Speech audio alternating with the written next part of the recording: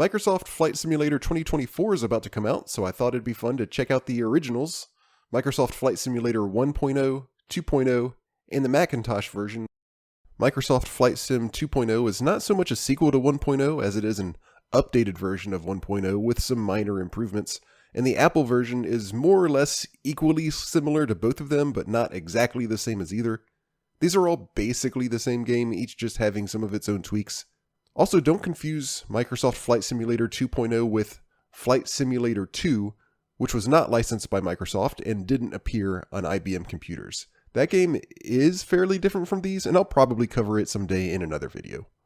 Here's 1.0. And while this is a slightly different printing that came out 2 years after it was originally released, I have seen the very original version, and it's almost the same, just with a narrower profile, but with a big window cut out to view the art that you see here.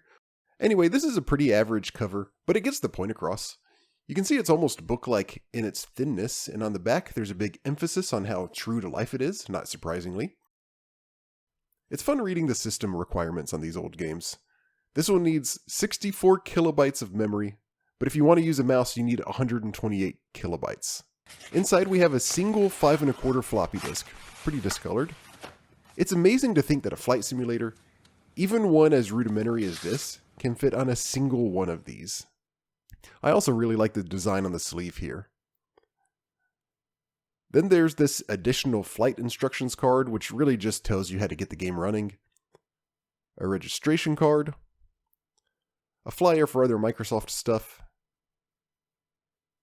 And then we get a very detailed manual in a deservingly well put together wire-bound book. It covers all the basics of flying, aircraft controls, navigation.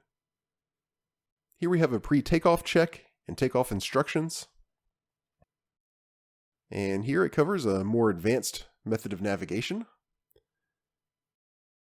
Starting here on page 110, we have a bunch of reference figures and charts. Here's a rundown of the instrument panel. There are a few pages of controls. Here are a bunch of airport directories by region with coordinates for individual airports. This is so impressive that all this stuff is in a game made in 1982. Here are a few fold-out maps of airports, presented as notice to airmen documents.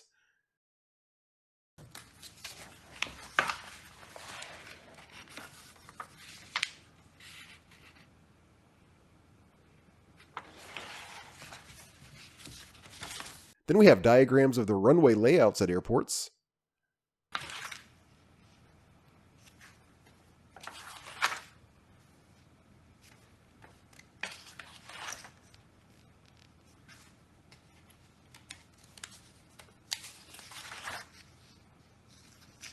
Near the end here, there are the specs for your aircraft. Yes, Flight Sim 1.0 had only one aircraft, a Cessna 182. And finally, we finish with a glossary and an index. Now the other two packages I have here, Flight Simulator 2.0 and the Macintosh version, are almost exactly the same, so I won't go into much detail. The art on 2.0 is the same with a blue border instead of green, but in this one, the wire-bound book is the box. In the back of this one, we have an envelope contained inside the book. That's where the disc is contained.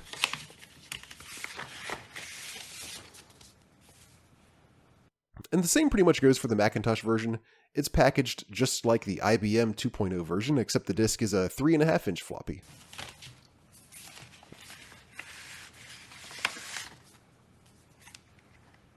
On the back, it is hard not to laugh here at advanced Macintosh graphics make landscapes extraordinarily realistic.